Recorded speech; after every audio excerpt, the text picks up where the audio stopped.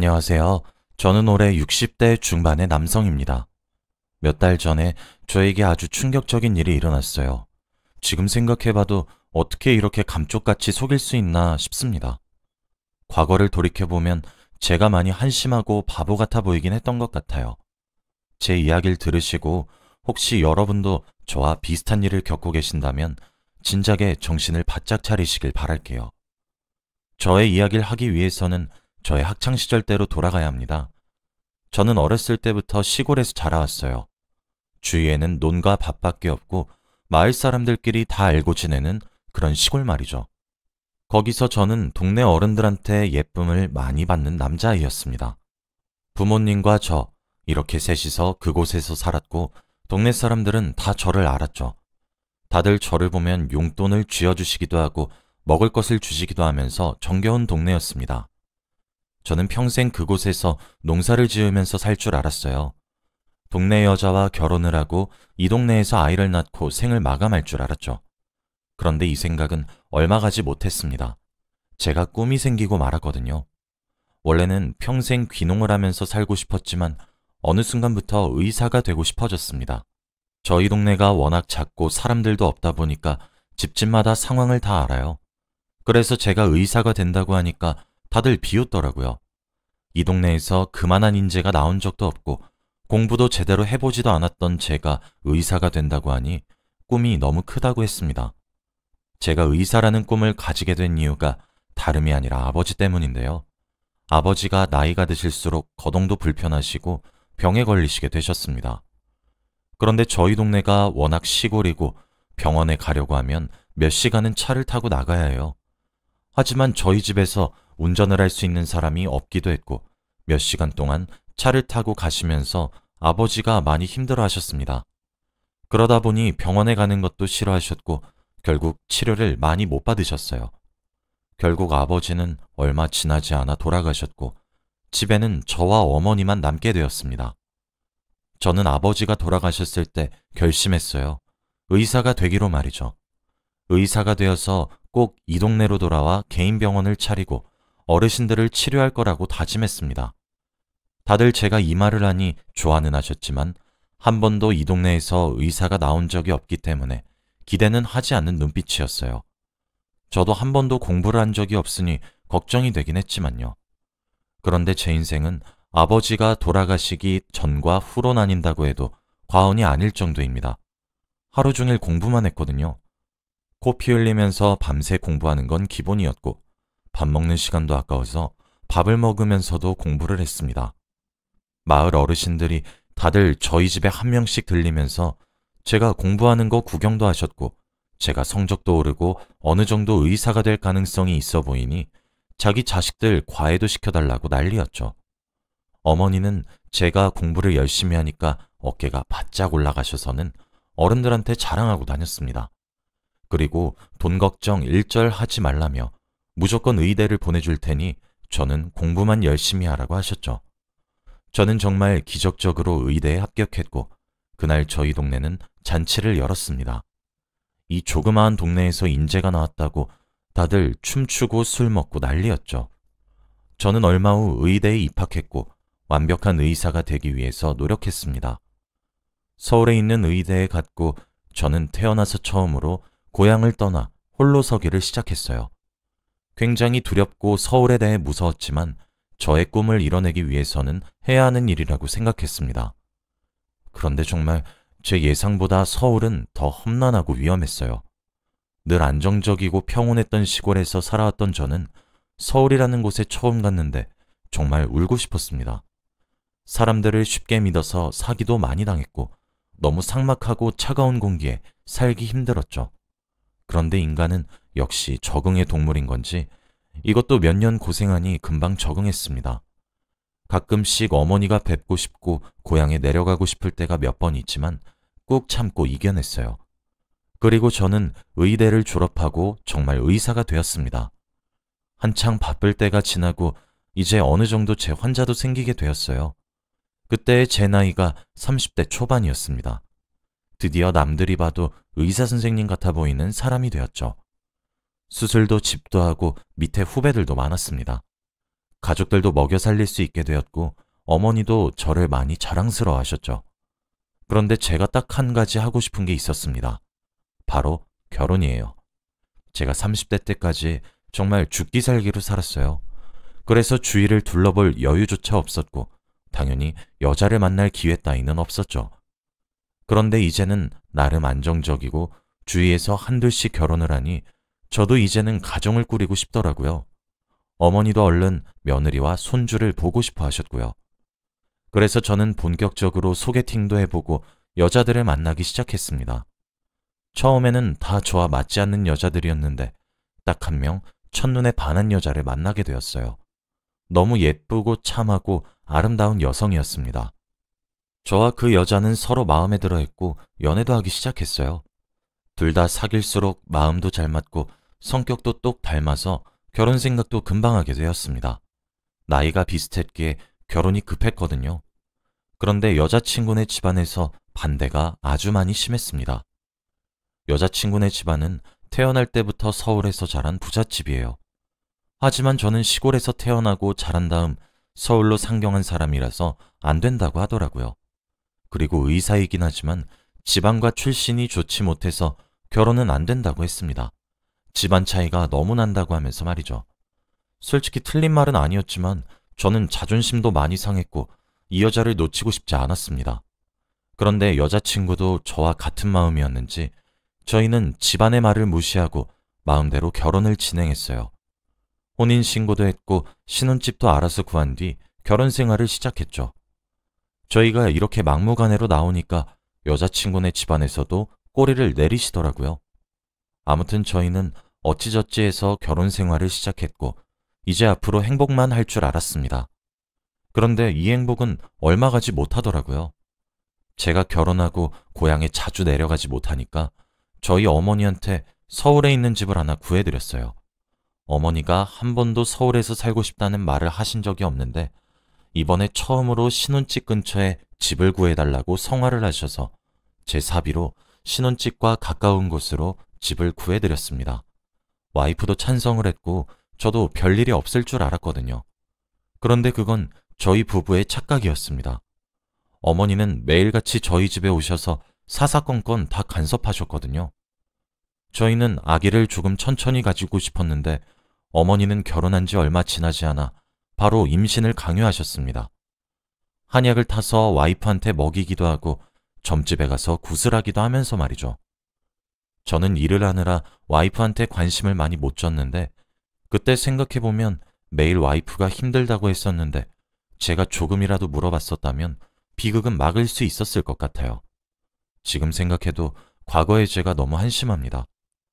아무튼 그렇게 와이프는 저희 어머니한테 임신 강요를 미친 듯이 받았어요.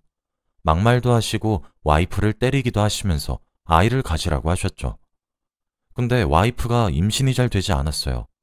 병원에서도 이유를 모르겠다고 했고 저도 궁금하긴 했지만 아쉬운 티를 전혀 내지 않았어요.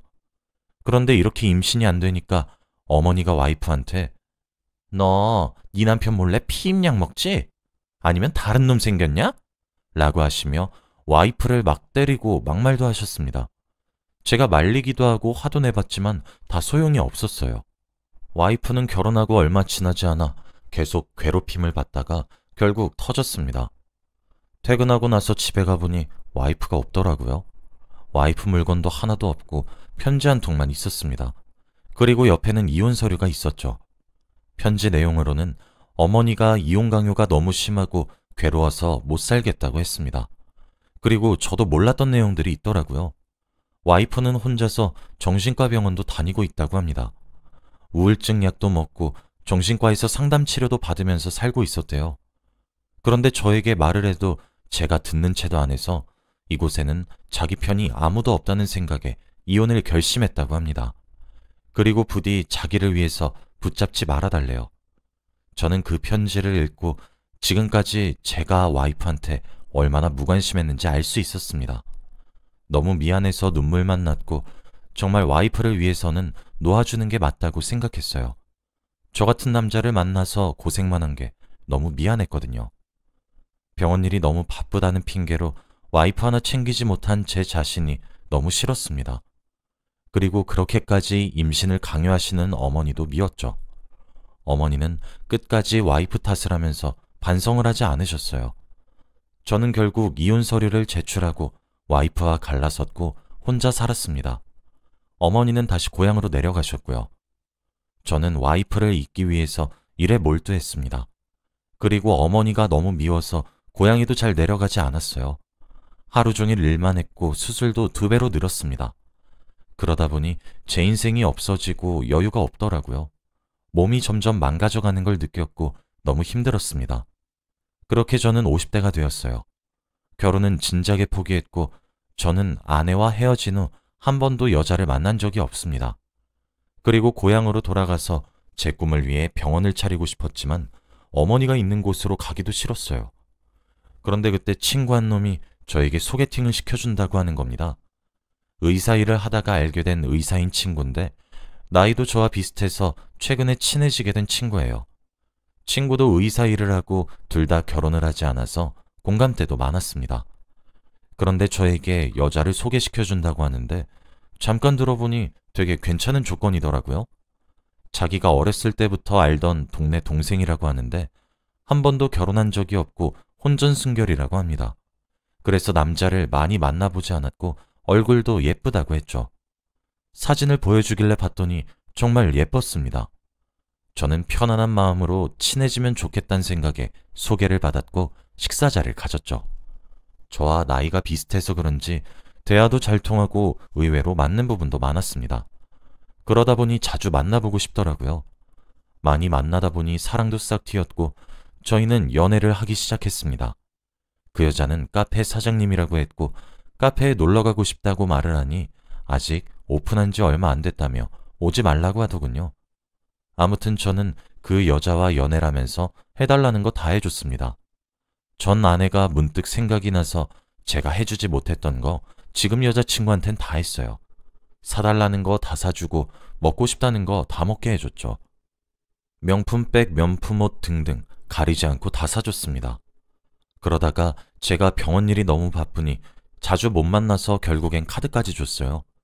매일같이 몇백만 원을 편하게 긁는 게 조금 찝찝하긴 했지만 그래도 이렇게 해줘야 나중에 후회되지 않을 것 같아서 별말하지 않았습니다. 전 와이프에 비해 성격이 착하고 예의가 바르진 않았지만 그래도 저와 잘 맞았어요. 연애를 하면서 제가 병원 일이 바쁘다 보니 같이 있다가 자리를 뜬 경우가 대다수인데 그때마다 다 이해를 해준 사람이었거든요. 아무튼 저는 이 사람과 연애 끝에 결혼을 하기로 했습니다. 둘 다 나이도 얼추 찼고 평생 같이 살 사람이 있으면 좋겠다는 생각을 가지고 있었기에 혼인신고만 하고 저희 집에서 살자고 했죠. 다행히 여자친구도 좋다고 해주었고 결혼하기 전에 그래도 어머니에게 인사를 드리면 좋을 것 같아서 내키진 않았지만 고향으로 내려가 인사를 시켜드렸습니다. 그런데 어머니는 제 여자친구를 보고 썩 좋아하지 않으시더라고요. 제가 집에도 잘 안 내려오는데 여자친구 만들어서 오니까 속상해서 그런 줄 알았습니다. 그런데 그 이유가 아니더라고요. 어머니는 저를 따로 부르시더니 다른 사람이랑 살아도 저 여자는 절대 안 된다고 했습니다. 제가 왜 그러냐고 따져 물어도 계속해서 안 된다고 말만 하시고 그냥 마음에 들지 않는다고 하더라고요. 그리고 이번 한 번만 자기 말 믿으라면서 뭔가 안 좋은 기운이 있다고 했습니다. 저는 과거에 어머니 말을 믿고 전 와이프를 놓친 기억이 있어요. 지금 그때만 생각해도 화가 불같이 납니다. 그래서 저는 과거의 일을 다시 일으키지 않기 위해 제 고집대로 하기로 결심했어요. 저는 어머니의 말을 무시하고 여자친구와 혼인신고를 했습니다. 어머니는 가슴을 퍽퍽 치시면서 아들을 잘못 키웠다고 신세한탄을 했지만 저는 아랑곳하지 않았죠. 그리고 여자친구는 저희 집에 와서 같이 살게 되었습니다. 와이프와 저는 둘 다 50대였는데 기쁜 소식이 찾아왔어요. 바로 아내가 임신을 했다는 소식이었습니다. 저는 너무 기뻐서 이리저리 뛰어다녔죠. 그런데 50살이 넘어서 아기를 가졌다고 하면 주위 사람들의 시선이 차가울 것 같아 자랑은 하지 못했습니다. 하지만 아내를 소개시켜준 친구는 어떻게 알았는지 저에게 먼저 말을 해주더라고요. 임신한 거 축하한다고 하면서 말이죠. 그때는 조금 놀랍고 당황스럽긴 했는데 그래도 아내가 따로 말해주었나 보다 하면서 넘겼습니다. 아내는 임신을 하고 집에서 휴식을 취해야 하는 사람이 계속 밖으로 나다니더라고요. 카페에 출근을 하러 가기도 하고 친구들을 만나러 다니기도 했습니다. 그래서 제가 아직 임신 초반이니까 너무 무리하지 말라고 했죠. 그리고 제가 있는 병원의 산부인과를 다니라고 했습니다. 하지만 아내 말로는 병원 사람들 다 제가 아는 사람이라 다니기 민망하다고 하더라고요. 병원에 젊은 임산부밖에 없어서 눈치가 보인다고 합니다. 그러면서 저에게 한 가지 제안을 하더라고요. 임신하는 기간 동안 친정집에 있다가 오겠다고 했습니다. 장모님의 보살핌을 받으면서 임신을 하고 싶대요. 그리고 동네에 있는 산부인과를 다닐 테니까 걱정할 필요가 없다고 했습니다. 저는 많이 당황스러웠어요. 제가 그럼 산부인과도 같이 다니겠다고 하니까 오지 말라고 하는 거 있죠? 시골에 있는 산부인과고 친정이 서울이랑 많이 멀어서 오기 번거로우니 가만히 있으라고 했습니다. 저는 솔직히 이해가 되지 않았고 다른 집들도 이렇게 하는지 궁금했어요. 그런데 어디 물어볼 사람이 없으니까 답답했습니다. 가는 병원 이름도 제대로 안 알려주고 아내는 임신한 몸을 이끌고 결국 친정으로 갔죠. 임신하는 동안 저와 얼굴을 잘 보지 못했습니다. 제가 일이 빌 때 친정으로 잠깐 내려가서 아내와 같이 시간을 보내고 다시 올라왔죠. 그런데 임신할 때 배를 절대 만지지 말라고 했습니다. 아기가 다른 아기들보다 워낙 예민해서 배를 만지면 몇 배로 더 크게 반응한다고 하면서 말이죠. 아무튼 저는 출산 당일날까지 아내가 무슨 병원을 다니는지 몰랐습니다. 그리고 저는 출산 당일날 아내의 연락을 받고 병원으로 가려고 했어요. 그런데 아내가 절대 오지 말라고 하더라고요. 너무 멀고 새벽이라 사고 난다고 하면서 말입니다. 저는 말도 안 되는 소리라고 한 뒤 아내에게 고집을 피워 병원 주소를 알아내고 병원으로 갔어요. 그런데 거기서 제 동기를 만나게 되었습니다. 산부인과에서 일을 하고 있던 제 동기였는데 정말 오랜만에 만난 사이였죠. 인사할 틈도 없이 저는 제 아내의 이름을 말하며 그 사람 혹시 어딨냐고 물었어요. 지금 출산이 긴급하다고 연락이 왔다고 하면서 말이죠. 그런데 제 동기는 아내가 있는 병실을 소개해줬고 저는 급하게 달려갔습니다. 병실 근처로 가는데 사람들이 난동을 피우고 있었고 저는 무슨 일인가 싶어서 들어가니 아내의 옆에는 저에게 아내를 소개시켜준 친구가 있었어요. 저는 그 친구가 왜 아내 옆에 있는지 그리고 왜 사람들이 그 둘한테 해코지라고 있는지 이해가 되지 않았습니다. 아내와 제 친구는 저를 보고 더 놀란 눈치였어요. 그런데 내용을 들어보니 너무 충격적이었습니다. 간호사들이 화를 불같이 내며 아내와 친구한테 해코지라고 있는 사람들을 말리고 있었는데 그 사람들이 하는 말을 들어보니 말문이 턱 막히더라고요. 지금 생각해도 어이가 없습니다. 제 친구와 아내는 부부관계래요. 아니, 이혼을 했지만 다시 사랑하는 관계라고 합니다. 그리고 아내는 카페 일을 하는 게 아니라 술집 마담 일을 하고 있대요. 술집에서 일을 하면서 돈을 훔쳐 야반도주를 했고 그 돈으로 도박을 한다고 빚을 잔뜩 냈다고 합니다. 아내와 친구한테 해코지하는 사람은 술집 사장이라고 해요. 그리고 그 둘이서 짜고 친 다음 친구가 저에게 자신의 아내를 소개해 준 겁니다. 저의 돈을 뜯어내기 위해서 말이죠. 지금 이렇게 병실에 누워있는 이유는 폐경이 와서 검진을 받고 입원해 있던 거라고 합니다. 저는 한순간에 너무 많은 정보들을 알게 되어서 머리가 띵해질 정도였어요. 정신이 제대로 차려지지 않았고 아무 말도 할 수 없었죠. 지금까지 친정에서 지내면서 임신을 한다고 했을 때부터 알아봤어야 하는데 말입니다. 아내가 갔던 곳은 친정이 아니라 친구의 동네라고 합니다. 그리고 매일 집이 아니라 밖에서 저를 만난 거였죠. 저는 흥분을 주체할 수 없었고 친구를 마구잡이로 때렸습니다. 그런데 오히려 아내가 더 화를 내면서 때리지 말라고 했죠. 그러면서 저에게 우리가 속이려고 했을 때 의심 하나 없이 속아준 그쪽 잘못도 있어! 라고 하며 적반하장이었습니다. 오히려 뻔뻔한 표정으로 나오니까 할 말이 없었죠. 저는 사리분별이 되지 않았고 제 손은 저도 모르게 그 여자의 뺨으로 갔습니다. 저는 그 여자의 뺨을 내리쳤고 다들 놀랐죠. 친구도 그 여자도 둘 다 화가 미친 듯이 나서 병실은 난장판이 되었습니다. 그리고 거기에 있던 누군가 신고를 했는지 얼마 지나지 않아 경찰이 왔고 저희는 경찰서로 가게 되었어요. 그런데 이미 그 두 사람은 수배 중인 전과자라고 하더라고요.